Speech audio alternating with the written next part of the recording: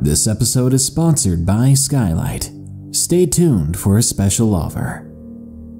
Ain't nothing like finding peace and relaxation in the deepest, darkest parts of the woods. Far away from other people, lost in a world without society or civilization. Just you and nature. But that's the scary part. Mother Nature is full of terrifying surprises. After all, she is the most brutal and dangerous force on the planet. So, just try to survive the deep woods with these allegedly real horror stories. If you want your story narrated, share it with us at darkstories.org. I encountered something big. From Dixieland, 1776. I'm a 21-year-old young man, but my story happened when I was 15. I used to live in a rural area in Oklahoma. We lived deep in a valley with forest all around us, basically cutting us off from any other outside cities. There's only a single opening into the rest of the plains. This valley is in a horseshoe shape. On October 8th of 2004, it was a few days after the start of bow season, and I finally got some free time to get in on my grandfather's 900 acres of land. It was early in the morning, around 4:30. I drove out to the location. I began to walk down the man-made trail to my spot, where I began to sit under a tree, waiting and watching the feeder in a nearby clearing on the south side of the massive property. I got comfortable and I sat there, my mind quickly going blank as I was so focused. I sat in the darkness of that forest, occasionally hearing a cow in the distance or a nearby coyote. But at a certain point, there came another sound. Movement coming from the other side of the woods. Suddenly, a group of cows and their calves came through and began to graze in the clearing. I sighed. There goes my chance of seeing anything here, I thought. I waited another 15 minutes, just watching the cows graze and hoping something would come up on the feeder. When suddenly one of the cows raised its head, fast and at attention. It began to stare in the tree line at the side of the forest next to me. The cows suddenly trotted off fast in the other direction, the rest of them going at alert too, following the other cow. Together, they moved out of that clearing. My eyes had adjusted to the dark, so that's how I saw this happen, and the moonlight helped me as well. I watched the forest tree line for a few seconds, not seeing or hearing anything, until I heard the echoing sound of branches snapping. That's when I saw a large, and I mean huge, as in its fingers were as long as my forearm, hand grasping the tree, and I saw something emerge out of the forest. It was huge. If I had to estimate, it would have been about 21 or 23 feet tall. Its arms were maybe the width of my own, maybe less, but they were extraordinarily long. Despite its lanky and tall appearance, it moved majestically like an ape. Its head came through the leaves and my heart sank. Its face was long and its mouth was similar in shape to the Scream mask. No nose, just slits like a snake, and its eyes were like humans' eyes, but they reflected the little light there was like a dog's eyes. Its feet were long and digitigrade, like a rabbit's leg, or like someone when they try to walk on the balls of their feet. It walked or crawled or whatever you want to call it into the field. It stopped and squatted down to look at something. At this point, it was maybe 50 feet away from me, but I knew it couldn't see me, and I prayed that it never would. I was wearing some very heavy winter camo with no orange. Just when I had thought it was looking in my general direction, it blinked and stood slowly, its eyes darting back and forth in the area that I was. It was like it smelled me somehow, but didn't know where I was. I stayed completely still, and eventually, after what felt like an eternity, the creature bounded away on all fours. I've never seen it again or anything like it, but I just had to share this story.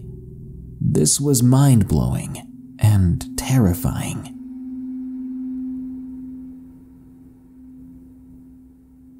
Black Sheep Hollow, from Sarah W. This is a story from my great-uncle.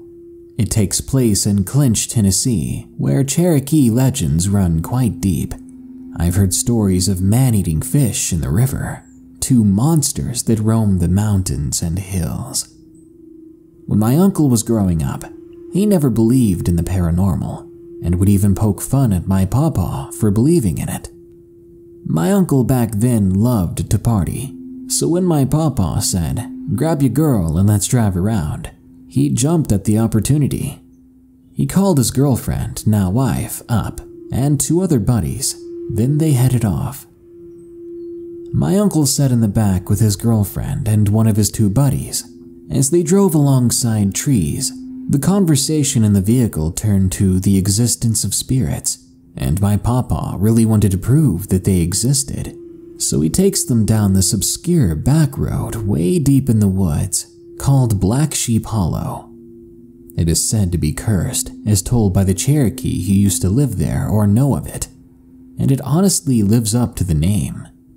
A lot of bodies used to be dumped in these parts, especially during the Prohibition, along with doing the deed there. As they get halfway through the ride, my uncle realizes how quiet everything was for the night. Chills went up his spine when he felt immediately that something was wrong. Being raised in the backwoods, you learn to trust those instincts. He begins to pan around looking for something. He passes over his buddy and there he sees it. Someone sitting in the car next to his friend, who had never been there before, and he wasn't familiar at all. It was a big black man with overalls. There was blood covering him from head to toe. That's when he sees where it's coming from. One of his eyes is gone, while the other remaining eye is glowing red. Before my uncle could say a word, his girlfriend screams, causing my pawpaw to hit the brakes hard, sending the 3 in the back sliding into the cab. My uncle looks back up after the sudden stop and sees nothing. The man was gone, vanishing into thin air. Needless to say, my uncle and pawpaw never traveled that road again, and they warned all their kids and grandchildren after that to never go down that road or that deep into the woods. The Humanoid Alligator, from Princeton. This happened a few years ago when I went on a fishing trip with my family at a forested lake area. I was 15 years old. I wasn't really into fishing, but my parents had always insisted. While my family was on one part of the lake, I went to another for some peace and quiet. I let go of my fishing pole, propping it up on a large rock, pulling out my phone, and began to text some friends. I just had to let someone know how bored I was here. My friends and I were texting each other for nearly half an hour when I heard something fall in the woods behind me. That's when I freaked out, because I saw the head of an alligator, and I didn't know there were gators out here. But after looking closer, there was something off about it. Some of their features were more human than expected. The eyes were round, with round pupils, and the color of its skin was all off. But when it picked itself up, using apparently 4 arms to stand on hind legs, I had trouble breathing. It must have stood to be about 10 feet tall at least. Its claws were massive and sharp, just like its teeth, which had a red tint to them, as if they were stained with blood. But its eyes were what scared me the most. Again, they were human-like and not reptilian at all. None of its appearance made sense. It took a couple of large and extremely heavy steps to approach me, I could then see its tail as it moved away from the forest, which was the most normal alligator thing about it. It stopped a few yards in front of me. I was too scared to move at all. That's when I saw the creature shake its head at me and smile, as if it was trying to tell me that it meant me no harm. Despite this, I ran full speed back to my family the moment I could move a muscle. They were already done and had been waiting for me, they said. To my dad's annoyance, I never bothered to go back for my fishing pole. I panicked when they tried to make me go back to get it. I told them what I saw, but no one would believe a story like this. Honestly, I don't know what it was, and if anyone could believe me, it would be so comforting, because this experience disturbed me.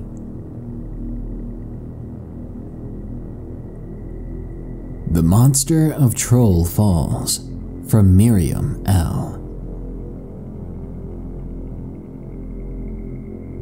If you travel along the Trans-Canada Highway, traveling west from Calgary to Canmore, Alberta, there is an exit that leads to Kananaskis, which is a huge area in the mountains and forests. From there are 2 provincial parks that I camp inside and hike in yearly. One is the Peter Laughead Provincial Park, and the other is the Bow Valley Provincial Park, all where I stayed the most. When I first started camping in this area around 5 years ago, I could feel something weird about the place. It gave off these strange vibes, like something was trying to call for me. But it wasn't anything major at first, and had no problems for the first year I was there. I do admit that I was ignoring it though, dismissing it as something just unexplainable, and trying to remain in my comfort zone. The vast forests and the Rocky Mountains were calming to me after all. Around the 2nd to 3rd year, however, things got peculiar. My mother was in an herbology and gardening course at the time, so myself, my younger sister and stepsister, as well as my stepfather, decided to look around for a small, short hiking place where we could waste some time in the meantime while we waited for my mom to finish up. It was then that my stepfather told us of a deeper hiking trail that he had taken my mother on the previous year when we were visiting relatives. It was called Troll Falls. It was a 3-kilometer hike. It was off the road, leading to the Kananaskis village, part of a much longer hiking trail. My sisters and I agreed to go because we wanted to see the waterfall and the alleged troll face that was in the rocks underneath the falls. At first, I didn't see the face of the troll after we climbed up there, but once we reached the falls, this heavy sinking feeling welled up in my chest and chilled me to my bones. Something felt wrong. My eyes darted around to try and see if there was anything near us, but there was nothing there. We couldn't stay long as we had to make the long walk back in time to pick up my mom, and I didn't argue when we had to leave. I couldn't bring myself to tell anyone about the weird feeling. A couple of years later, once I got my driver's license and moved to Calgary last year, I was able to visit more frequently. I even made some friends who believed my story, as they too had felt the same sensation when they visited there. Over the last year, I began doing extensive research on the paranormal. I even took a ghost hunting course to learn more on spirit communication, as I was more and more convinced that what I had experienced there may have been some sort of haunting. Even though it's never safe to do these investigations alone, I packed a bag with my pendulum, phone, and notes. Then I drove off to Troll Falls alone.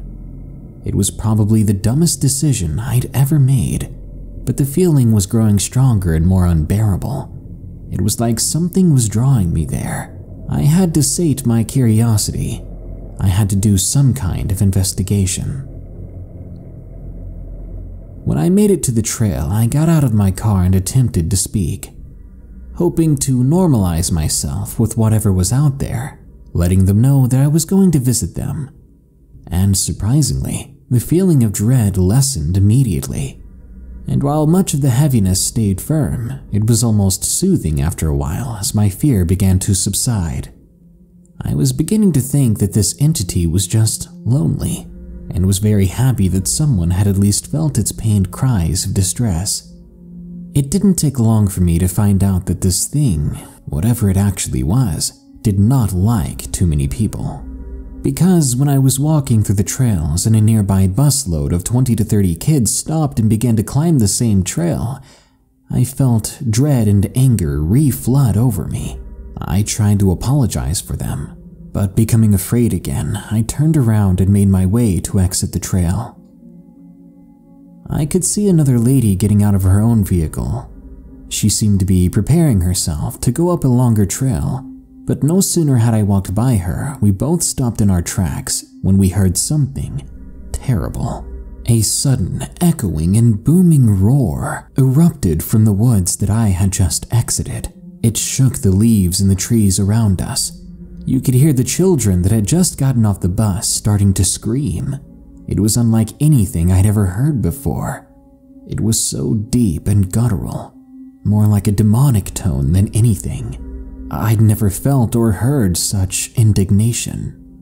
I quickly jumped into my car and drove out of there as fast as I could, all the way back to my own home, and once again, I kept this event to myself for a while.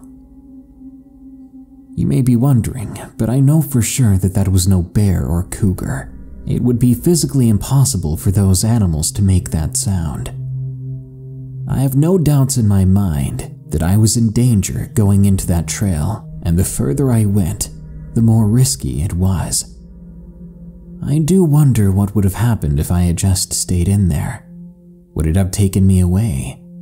Maybe nothing would happen at all. Ugh, that event and that sound. They're things that I will never forget. I'm not trying to scare people away from exploring their favorite trails, but at least be cautious and know that there are entities among us that we cannot yet explain. And now a quick message from our sponsor. Mother's Day is creeping up fast and silent like a sinister stalker, so you'd better be more ready than ever. Luckily, there's a great and affordable gift that will leave your mother delighted and all smiles. The Skylight Digital Photo Frame. The Skylight sets up quick and easy in under 60 seconds. Plug it in, connect it to Wi-Fi, and enjoy. Adding photos to the frame is as simple as sending an email. Attach the photo, click send, and the photo appears in the Skylight Frame in seconds. The Skylight has a gorgeous screen too, making it look like an especially nice photo frame. You can preload it with plenty of photos to make the best and most personalized gift this Mother's Day. If you get one, you even get a 100% satisfaction guarantee, so if you're not satisfied, you can get a full refund. But we think you will be satisfied. My wife still loves our Skylight, regularly sending new photos to it to keep it up to date with our fur family and cheesy relationship photos. Now, as a special Mother's Day offer, you can get $10 off your purchase of a Skylight Frame when you text DPP to 484848. That's right, to get $10 off your purchase of a Skylight Frame, just text DPP to 484848. That's DPP 484848. Thanks so much to Skylight. The Thing in My Yard, from Matt. I was 15. I lived in an area what people in Georgia would call out in the sticks. Think deep woods. I like to stay up late and play video games with friends most of the time. We don't really go to bed there until 1 or 2 in the morning. One night we were all tired, me especially, as it was a tough day at work that day. It was about 1:30 in the morning. My friend had logged off for a few minutes to go get some food. I'll never forget what happened that night. I remember getting up from my PlayStation and going over to the window. I brushed the blinds out of the way to look outside, as it had been storming, and I wanted to see how bad it was still. Across the street, there is a street lamp that comes on at night. Yes, we have a street lamp way out there. What I saw chilled my blood, and froze me to the spot. Directly across from my window was a cherry tree we've had since we moved in. Standing under it, almost 7 feet tall, was a long and thin creature. I say creature because it was pale and too skinny and too tall to be a human. It had no clothes on either, but it didn't have any sort of male or female parts. It took everything I had not to scream, because I knew if I did, this thing would hear me, and who knows what it would do if it did. Its mouth was full of these fangs or tusks, like you'd see from an orc in some fantasy game, but longer and more pointed. I stared at it for a while. I began to back up slowly, trying to lower the blinds to feel more safe and try to ignore that this thing was out there. But suddenly my phone rang. I looked at the phone, then back to the window, and saw that the creature was now closer, and its eyes were open, reflecting a solid red from the moonlight. I ran over, answered the phone, and stayed on the line with my friend, staring at the now closed blinds and hoping that I would not see those red eyes in the window behind it. I never did. I felt lucky, but still afraid. A week later, I was up late painting some models for a tabletop game. The time slipped by, and before I could realize it, it was 2 in the morning. Once again, I decided to look out the window, as by now it was a habit. I'd been checking for that thing every night, absolutely scared that I would see it again. And when I opened those blinds, there it was, pressing itself up against my window. It was too tall for me to see its face, so what I was looking at was its lanky, inhuman chest. I let out a shaky breath as I tried to think of what to do, but I just let go of the blinds and sat paralyzed in my bed for the rest of the night. Sometimes to this day I'll look out my window again, and sometimes I swear I see that thing by the tree, just watching. Creepy guy in the woods. From Angela. This took place when I was 11. It was a long time ago, but it still creeps me out. My friend and I were walking down my street when we had the idea to go into the woods by the house and do a bit of exploring. We were bored at the time. To get a picture of it into your mind, this place is half farm and half woods, with hay bales scattered everywhere in the open parts of the field. After we had finished up with our exploration, we were getting ready to walk out of the woods, but something happened. We soon noticed an extremely tall man walking towards us. He was wearing a hoodie with the hood covering his face. We couldn't see him too well because it was sundown. I'm not sure if he noticed us or not. When he looked up, he crouched down behind a hay bale, with his head occasionally popping out from behind it to watch us. We quickly came up with a plan before leaving the woods. When I was within range of the hay bale, I pulled out my phone and pretended to call my dad, who I then pretended was a police officer. I began to talk loud enough and mentioned plenty of keywords for the man to hear, but the man continued to jump from hay bale to hay bale, following and spying on us. What he wanted, I'm not sure, but I wasn't sure my ploy was working. Then, at one point, he simply vanished, probably having gotten up to leave for the few seconds that we hadn't looked. When we no longer saw him, we sprinted at full speed back to the house. We never saw the man again, and to this day we have no clue what he was planning. I wonder what would have happened if we never saw him. If he was just passing by, he wouldn't have followed and spied on us while trying to hide. Ghost sighting from Donovan G. It was my 6th grade year. My friends and I had made this little fort of scrap wood deep in the woods that surrounded my house. My friend Matthew and I were going out to that fort at around 8:30 p.m. Halfway there, I heard something that creeped us out. The sound of a little girl crying. I asked Matthew if he heard that, and he said yeah, he had been hearing it since we first entered the woods, but he thought his mind was playing tricks on him. We were both terrified out of our minds. As we began looking around, we ended up wandering off the path a bit, and I almost fell into a trap door that we found in the ground. I'd never seen this little door before. I pointed at it and asked Matthew, "Dude, do you think that goes anywhere?"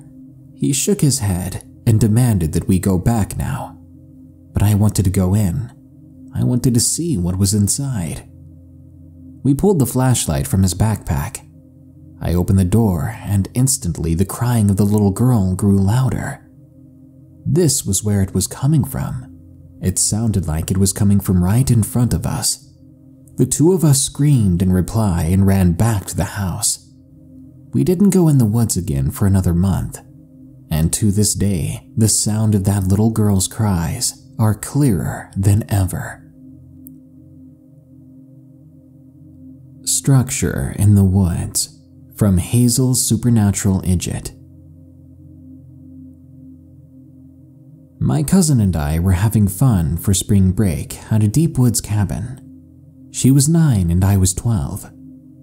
There was a stylized restaurant way out there. After we had finished eating, my aunt let us know that there used to be a swing behind the restaurant in the nearby woods. We were excited, and after she gave us the go-ahead, we decided to go through the back door entrance of the restaurant.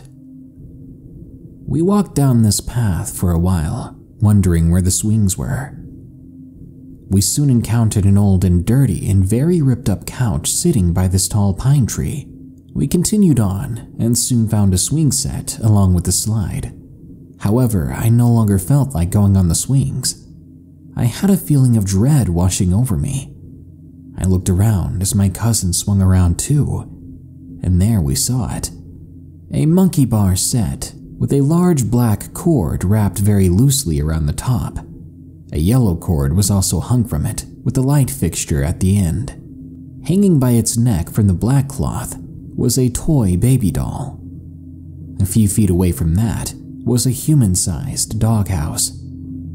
This gave me a deep sense of getting the heck out of there. I told my cousin, and she walked over to where I was standing. She then gasped and jumped back. "Do you hear that? There's someone breathing in that doghouse. There's someone in it." Shivers ran down my spine. We then heard a distant, high-pitched whirring sound above us. We turned tail and ran then. I'm 15, and I'm still afraid of going back to that restaurant, still confused as to what we found out there. The sounds around our campfire, from Anonymous.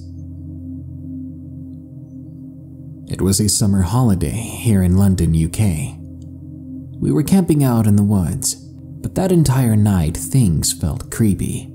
We tried to lighten up the mood by talking around the campfire, but around midnight, we began hearing someone walking around just in the darkness around us. I called out asking who it was, but never got a reply, and the footsteps continued. The footsteps only stopped so that the loudest and most terrifying scream I'd ever heard could boom around us. It wasn't some unintelligible scream either. It was a feminine scream, calling for us to help her. But when the same voice echoed and repeated the same exact line the same exact way from every direction, we all noped out of there. We ran out of the campsite as fast as we could. I don't know if someone was really in trouble out there, or if this was some kind of spirit, but I do know I've rarely been that scared since. Something in the Trees, from Courtney P. Here's a story of what happened to me during what was supposed to be a relaxing horseback ride. It was a cool spring evening after school. I was a senior at the time. I went to my friend's acreage where I keep my horse Jojo. It was after school in February, as this was part of my routine. I would come home from school, do some homework that needed to be done for the next day, and head out to my friend's, Jenna, to practice riding for completions coming up in the summer. This ride began particularly atypical. No one was home at the time. Jenna's mom was usually home working along with Jenna's little brother, but Jenna was at work along with her sister. Her dad, Alan, was working in town and the rest of her family was nowhere to be seen. Now, I'm used to horseback riding around their open acreage by myself, so initially this was not a problem. As soon as I got Jojo from the pasture, I thought I heard something coming from the northwest of the barn. I tied up Joe and started to walk into the barn to get my tack. I stopped in my tracks with my hand on the door when, all of a sudden, I heard what I could only describe as a male scream. The type of scream that comes from someone who is in extreme pain and needs medical attention.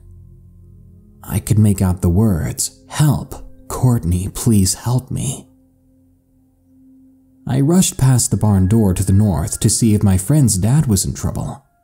There's a trail that runs on the north side of the barn that leads to some farm equipment at the edge of the woods, so I thought something may have happened to him. I yelled for him, "Alan? What's wrong?"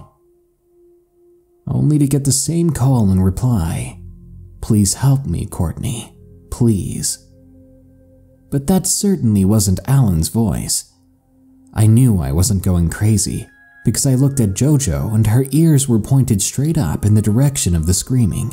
Her nostrils flared. All of a sudden, she let out a huge grunt after we both heard another scream and I booked it into the barn. I grabbed Jojo's bridle and ran out to find her pawing and grunting. "It's all right, Joe, it's all right," I kept repeating, but I think I was actually talking to myself. As soon as I got her tack on, I hopped on her and galloped south toward the house. I decided to try and calm myself down by getting away from the screaming. We trotted down the driveway past the house and to the top of their hill. At about a quarter mile from the barn, I stopped Jojo and stood there, trying to comprehend the sounds we had heard. I turned around, too terrified to want to be anywhere near that place. I had Jojo run back. I put her in the pasture and drove home. The following day started the same. No one was home and I went on a ride. With the day before completely out of my mind, the screams came again, reminding me of everything that had happened. I yelled back again, "Hello? Are you okay?" Then comes the line, "Please help me, Courtney, please." This time it was only about a few yards away. Startled again, I sprinted into the barn, grabbing Jojo's bridle and throwing it on her. We then began to run from the noise again. At the top of the hill was a pasture to the east that contained another small patch of woods. I've ridden there before. While we were standing there, it came again. This time it was coming from the woods at the top of the hill. "Help, please," it said. Some family friends live right next to that patch of woods, but it was none of their voices. I sat straight up from her back and grabbed my reins in my right hand and part of her mane in my left for comfort. "Hello?" I yelled at the desolate woods, expecting an answer back. "Are you okay? Is someone there?" I was terrified, but I needed something other than "help me, please." "Come on, Joe," I said shakily. I gave her a click and headed back down the gravel driveway to the barn. But the screaming never stopped. Jojo had barely taken 2 steps when they came again. "Please help me, Courtney. Please help." Just remembering this event made me shake. I still can't get the sound out of my head. The ride back to the barn took us about 10 minutes, and over that span of time the screaming happened 5 more times. I decided to see what was going on, so Joe and I walked down the north trail behind the barn. I saw movement at the edge of the woods, then came more screaming. A deer came sprinting out of the woods into the field to the right of us. I live in the Midwest and I've seen plenty of deer before, but I've never seen one sprint like that. There was something in the woods spooking it. Crap, I said as the deer sprinted by. Jojo did not want to go any further on that trail. I didn't either, but I needed to see if I could find the culprit of these screams. Come on, Joe. She listened, and we started a wary ride to something we should have been running from. The screams continued, getting louder and louder with each step Joe took. The closer we got to the edge of the woods, the louder the screams got. But when we made it to the edge of the woods, the screaming just stopped. I heard a whisper instead, as if there were someone standing behind Joe and I. It was a somewhat high-pitched but still masculine voice. "Will you please help me?" Joe sprinted away with me holding on for dear life. She must have heard it too. I turned my head to find nothing there but more rustling trees. We got back to the pasture, and I immediately threw open the gate, taking off Joe's bridle and giving Joe a pat, then headed out to the pasture. I made sure to let Joe know that I was thankful and that I loved her.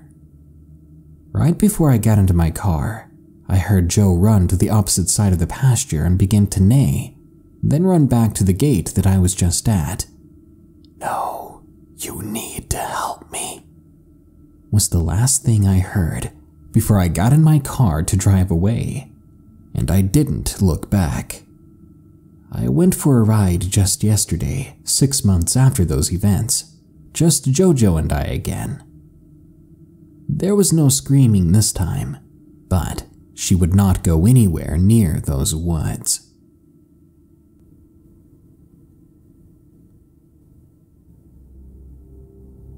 Don't hike too far into the woods, or you may regret it. Not only will you be more likely to get lost, but you may encounter some things that you did not know existed. Things that seem to come straight from horror films and nightmares. And if that happens, you probably won't survive. Good night. If you enjoyed this episode of Darkness Prevails, be sure to like, share, comment, and subscribe.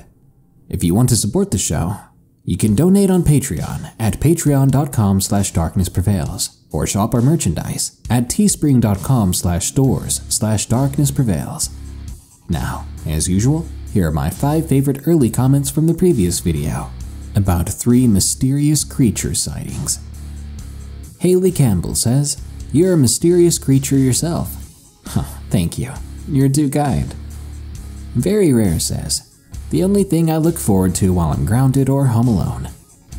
You torture yourself when you scare yourself and there's no one to run to. But I totally understand. Being scared is awesome. Gato Dogcat says, "Creature feature." AKA the best kind of feature, my friend. Trishia Drury says, "Perfect way to end my birthday. Thank you." You're welcome, and I hope you had a very happy birthmas. I Eat Naughty Word because says, "Is Shrek on the list? Because Shrek 5 is coming out this month." Are you serious? I don't believe that. This is my first time hearing of it, and Shrek is such a meme that I'm pretty sure I would have heard of it a long time ago. Don't get my hopes up.